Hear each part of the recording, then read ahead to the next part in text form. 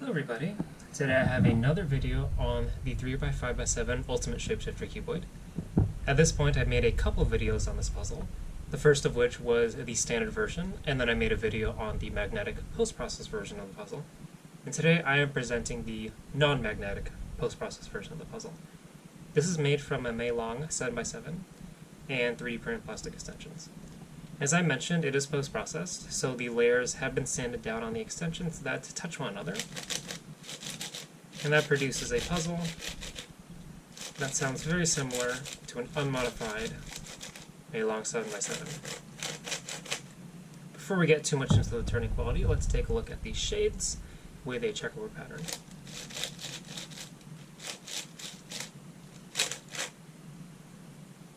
Once again, these stickers are standard shades, and they are made from a personal friend of mine who cuts all of my stickers.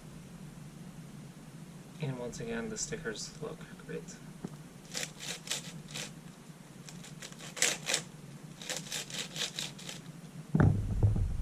Now for a 3x5x7, in my opinion, this puzzle is quite compact, and to demonstrate that, let's bring in the trusty RS3 3x3, standard size 3x3.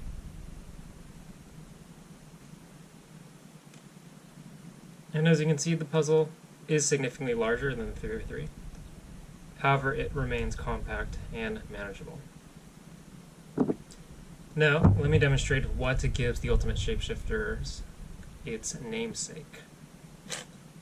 If I turn the puzzle in 180-degree increments, of course, the puzzle will retain its shape and will not shapeshift. However, as soon as I turn one side in a 90-degree increment, onto another side, in this case the 5 side onto the 7 side, onto the 7 side, I can make another turn that will bandage the puzzle and shapeshift it. From here, if I continue turning the axis that is 3 layers high in 180-degree increments, I have effectively bandaged this puzzle into a floppy 5x5x3. And then from there, if I continue on, make a 90-degree increment here, continue to shapeshift the puzzle, turning all sides in 90-degree increments, I've effectively bandaged the puzzle down into a 3x3. The first step in solving the puzzle is solving it back down to its floppy 5x5x3 state, solving that down back into 3x5x7, and then addressing any parity. And of course, I will do a full scramble to demonstrate the turning quality of the puzzle. Before that, let's get into some corner cutting. So this puzzle does corner cut quite well. It can cut just about a cutie, which is pretty standard with the Meilong 7x7.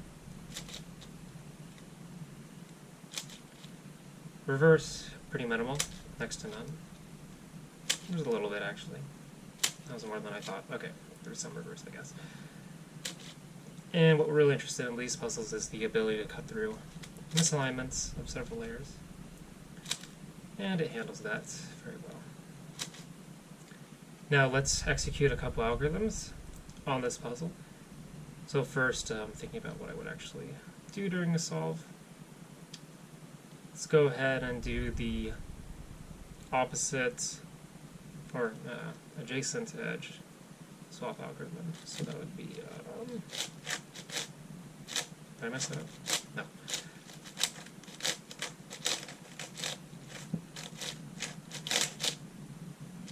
There we go.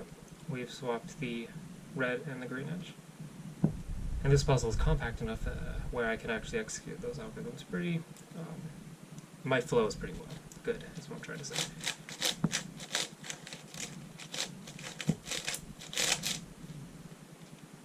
There we go. Let's do a simpler algorithm. We can do an opposite edge swap. Swap these two edges.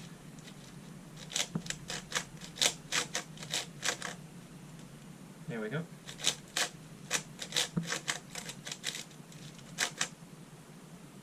And then I guess I can go ahead and try a parity algorithm. I'll do a parity algorithm on this face.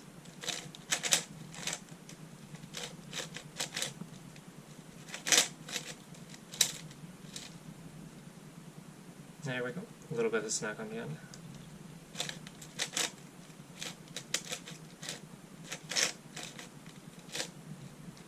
And I guess another algorithm that we do frequently is the final edge setup algorithm, which goes... I should be turning these layers.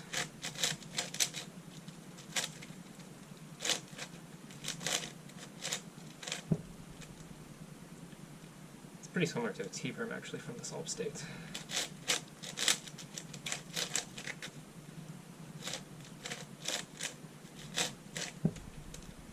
So algorithm flow is generally pretty good.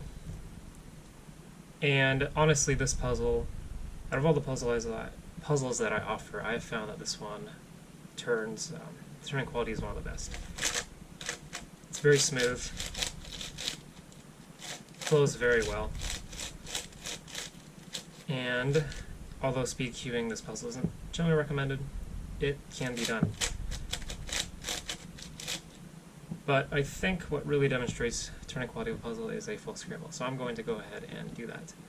And to scramble this puzzle, we first want to scramble it shape preserved. So that entails turning all layers in 180-degree increments.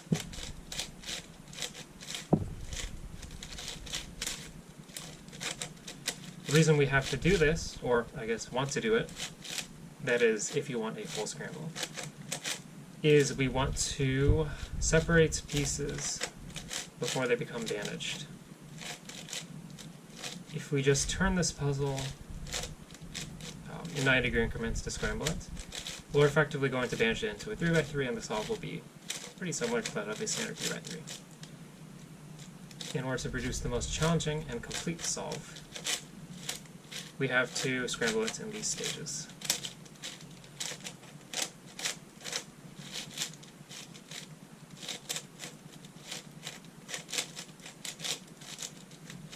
Hopefully this is also giving a good idea or a good impression of the turn quality. Being pretty rough with the puzzle, but it's handling itself quite well. So I'd say that's a sufficient scramble for part 1. Now part 2 is there's a couple of ways to do this. So first, you could turn the on the axis with 3 layers. You can turn one side in 90-degree increments, and then we're going to continue turning this side, this axis in 180-degree increments. Or, if we want to scramble it like a tower, we could have the 5x3 side on top, turn that in 90-degree increments, and then continue turning this axis in 180-degree increments. One scrambles like a tower, the other scrambles like a floppy.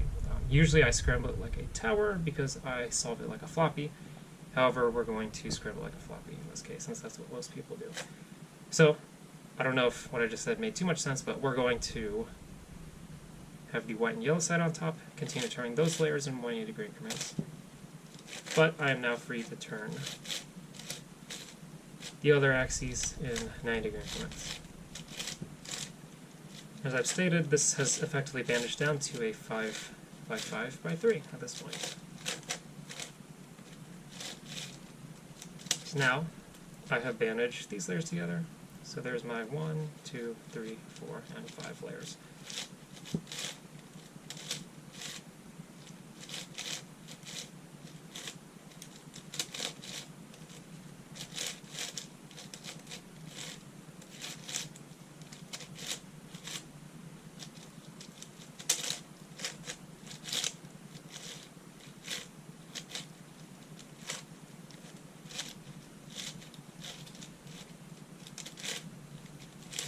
Okay, I'd say that is a sufficient scramble. And now, to complete the scramble, we can turn all layers in 90-degree increments. And this has bandaged the puzzle down to a 3x3. Oops, one of the center caps just popped off. I forgot that I did not glue those down for this puzzle.